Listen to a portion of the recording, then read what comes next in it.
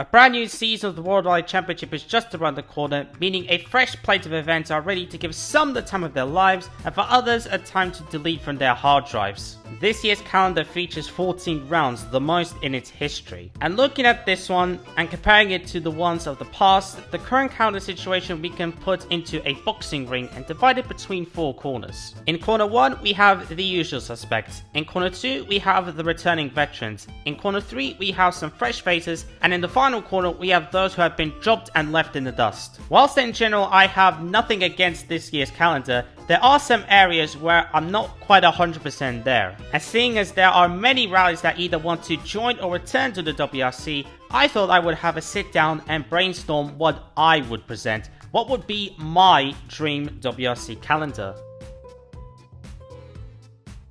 Now before we go deep inside the juicy holes of my dream calendar, 2 things I need to mention quickly. Firstly, this is going to be my personal calendar, so please don't come behind me and try to injure me, but instead let me know what would be your dream WRC calendar. Secondly, because there are so many possible rounds and with limited space on the calendar, I have made myself 2 rules that I need to follow. Rule 1, the calendar will be no longer than 15 rounds, and rule 2, for some rounds I will use a rotation system where 2 rounds will rotate every year. You'll see later what I mean by this. I won't be messing around with the first couple of rounds too much. The season opener in Monte Carlo in January will stay as is. The mixed surfaces of slippery tarmac and snowy ice offers a real challenge for the best of drivers and their top-of-the-line machinery. Find a good balance of speed and caution and you win. Push too hard and you get to 0. And with its history and significance, it would be a war-threatening move if Monte Carlo was not the first round of the season, let alone on the calendar itself. We have a rally which is partially covered in snow, so a full snow rally would make sense. Rally Sweden has been the de facto snow rally in recent years, and that is why it'll be my round 2, taking place in its usual February slot. A WRC calendar should feature many different types of services, and with snow not being a thing all year round, an early season snow rally is much needed. Plus the snow brings its own unique challenges, with high snowballs and the occasional snowstorm putting man and machine to the test in these super cold conditions. We have 2 rounds in Europe, so a round in Africa would be nice, and Kenya is the prime location for that. The Safari Rally has been one of the rallies in the WRC, with its rough and bumpy East African roads offering arguably the biggest challenge on the calendar. And with it taking place during the rainy season, the wet weather will only add to the challenges. This is probably one of them rallies where even the smallest signs of over-pushing gets punished really hard. Hard can also be used to describe my gentleman's thingy.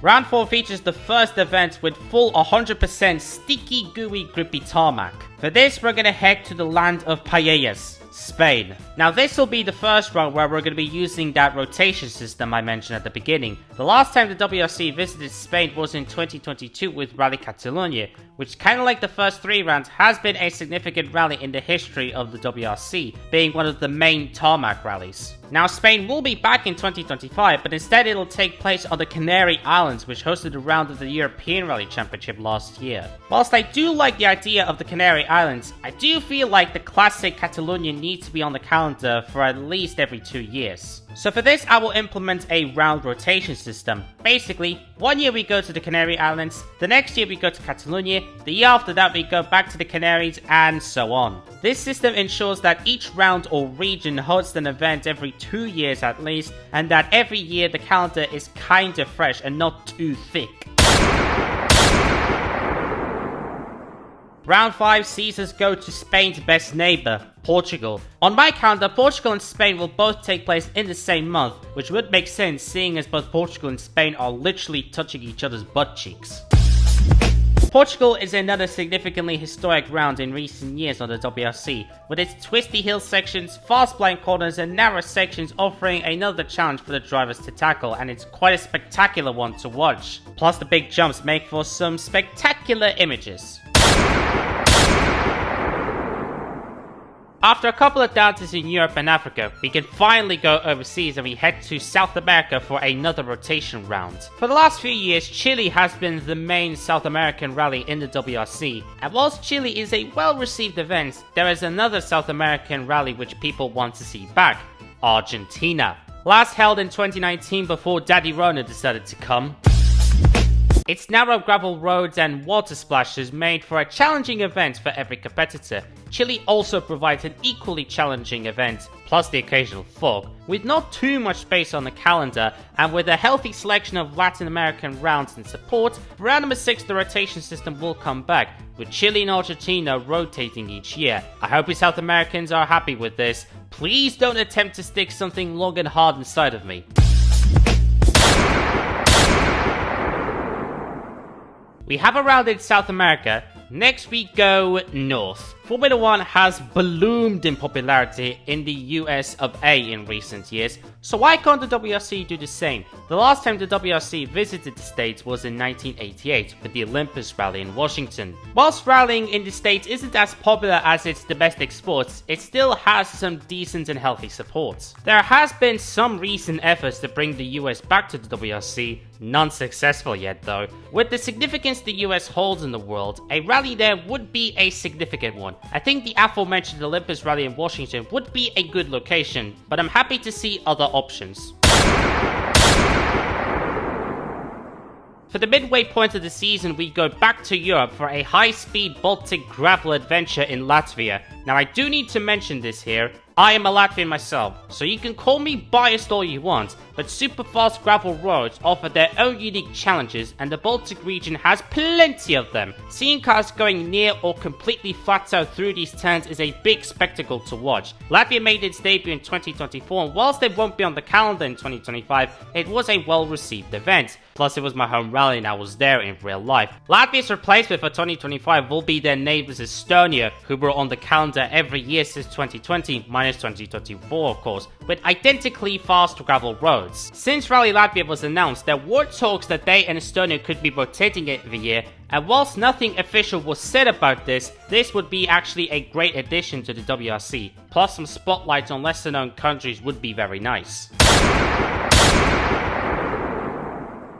Next we go to another WRC classic, Finland. Formerly known as the 1000 Lakes Rally, Finland's main feature are jumps. Lots and lots of jumps. Like Monte Carlo and Kenya and co, Finland has been one of the most iconic rallies on the calendar, with its seemingly infinite number of jumps and fast roads offering a great recipe for some spectacular shots and onboard videos, with the Onimpoja stage being arguably one of the most iconic stages in the whole of the WRC. And honestly, the WRC without Finland is like Formula 1 without Silverstone, or endurance racing without Le Mans, or a man without a thick pencil.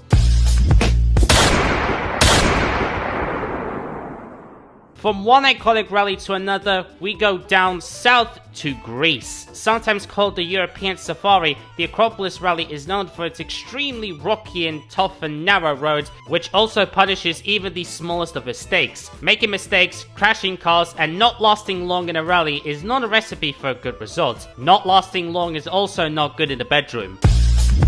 The Greeks know how to offer a challenging event, and the Acropolis Rally has established itself as a must-have on the calendar. We now go outside of Europe once again and we head to the land down under, Australia. Last taking place in 2018, it featured a unique road surface consisting of tiny smooth round stones that provide no easy route to a good result for the competitors. In addition to the Aussies, we will also bring in their neighbours, aka New Zealand. Last being held in 2022, the land of Kiwis offer fast flowing gravel roads which carry the competitors through forests and alongside the coastline. There were many efforts to bring both of these back to the calendar, neither successful sadly. The Oceania region needs representation and the Aussies and the Kiwis can be prime candidates to do so, hence they are on my calendar as another rotation round.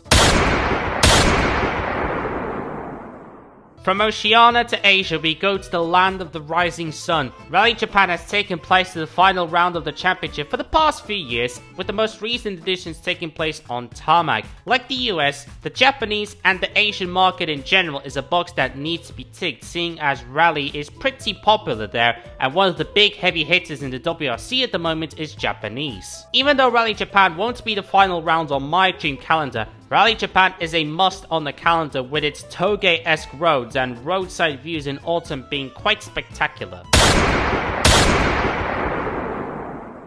For the final 3 rounds on my dream calendar, we will head back to Europe, and for the first of these 3, we will go to Europe's fashion-obsessed boots, Italy. This round will feature the 5th and final rotation round of my calendar. For the past 20 years, the Italian round took place on the gravel mountain roads on the island of Sardinia. And whilst it is a very well received rally and I personally don't mind it too much, there is one area of Italy which is historically more synonymous with rallying: San Remo. Another classic old tarmac event, San Remo is another one of those events which is historic and iconic in the WRC world. And with the current calendar, I feel like another tarmac event or 2 would be nice. And this is why Sardinia and San Remo will be rotating for the Italian round on my calendar.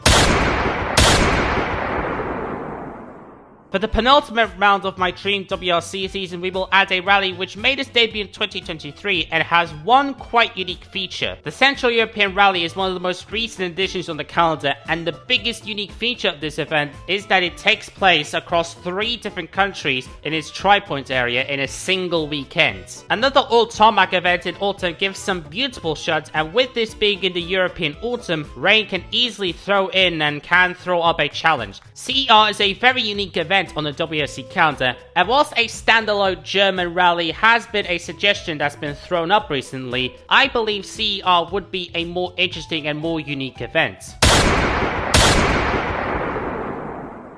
Round 15 and the final round on my dream WRC calendar will be a rally many fans are begging to be brought back: the United Kingdom Rally of Great English Land, Rally GB. The Brits last held a WRC round in 2019 and have been absent ever since. Its tricky narrow forest roads combined with the most normal British weather provides a rally fitting for the final round of the season. Rallying is a pretty huge deal in the UK, with many national events taking place, and a round in the WRC there would be a bit foolish not to include, because it's challenging, it's iconic, and it would calm down the beggars. And that, ladies and gentlemen, is my dream WRC calendar. I'll put the full calendar on screen for you right now. Let me know what you think of my selection here, and let me know what would be your dream WRC calendar. If you did enjoy this video, then don't hesitate to hit that like button and subscribe to the channel as well to show some extra support. I'm going to sign off here, so until next time, goodbye.